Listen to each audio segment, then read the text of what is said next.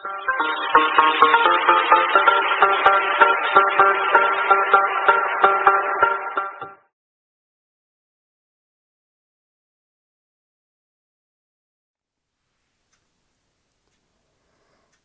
everyone, this is Miss Time Bunny, and I'm just here today to do a quick flick through and chat of this book here, 25 Years of Destruction, Undertaker.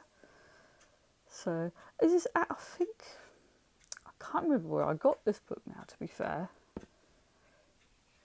It could have been possibly, I think I may have gotten it at a shop called The Works. That seems the sort of like kind of place I would have picked something like this up. So yeah, it's pretty much about, wow, the Undertaker. So there we go. There's a bit of the chapters, as it were, all there. So it goes up until like obviously relatively recently. But as you can probably guess, there's going to be a lot of just really nice images in this book. So it starts off way back at the beginning.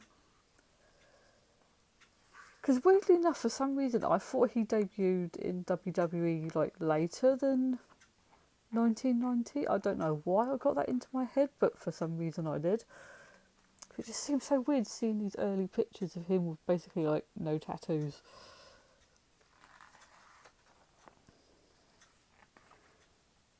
So yeah, it sort of starts sort of right back at the beginning of his WWE career and goes through a lot of the highlights and sort of like major storylines, as it were.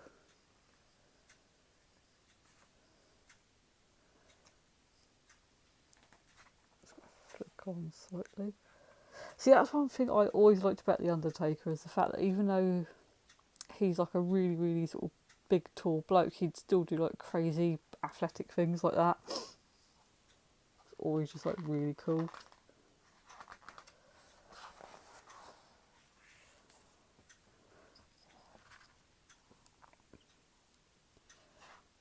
Yeah, I'm not going to show every single page in this, but it's just more of a little overview. Something that he's obviously known for, the casket matches.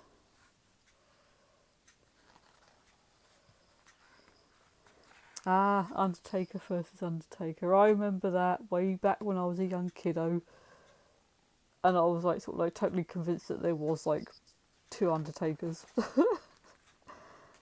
Oh, back when we were all younger and were convinced that like kayfabe was real.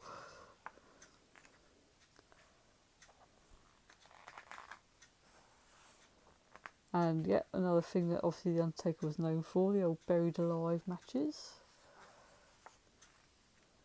which then is obviously shown more on the next page.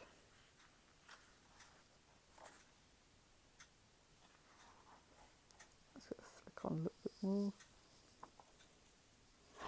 See, it's further on in the book, it does have a section of like matches that the Undertaker sort of kind of like made famous, as it were. I sort of kind of made them his thing.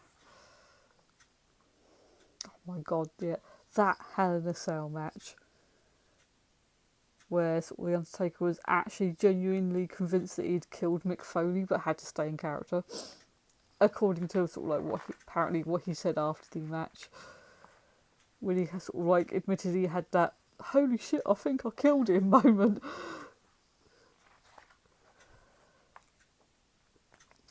Yeah, the whole Kane thing.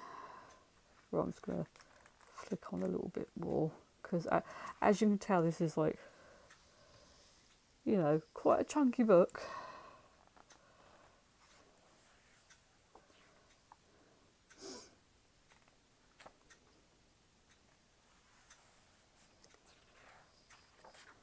Sort of back when he had it's so weird seeing him with like the short hair. It's just like, no, I'm too used to seeing you with the long hair.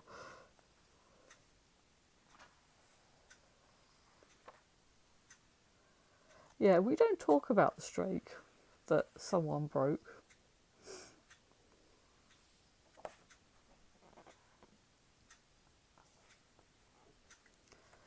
So yeah, this is just like, there's just so much in this book. I think if you're sort of like a massive Undertaker fan, oh, if I can move that over a little bit, there we go. Just to get to sit a bit better, there we go. It's the only trouble when you have to record at a funny angle.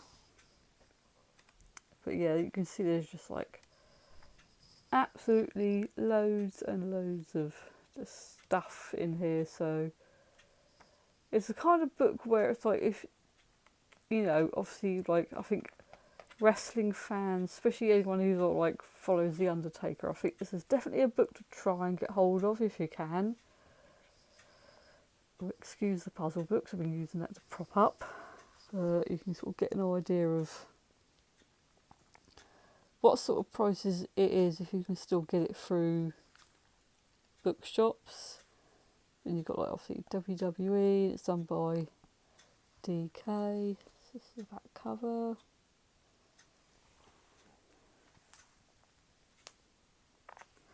There we are, there's the front again. So yeah, I'd say that like this is a kind of book, like definitely if you're a wrestling fan in general, or if you're a big WWE and or Undertaker fan, definitely get this one. It's just like, it just looks really nice, if nothing else, especially with the front cover. So nice. So on that note, I will end here, and I will see everyone in the next video. Bye.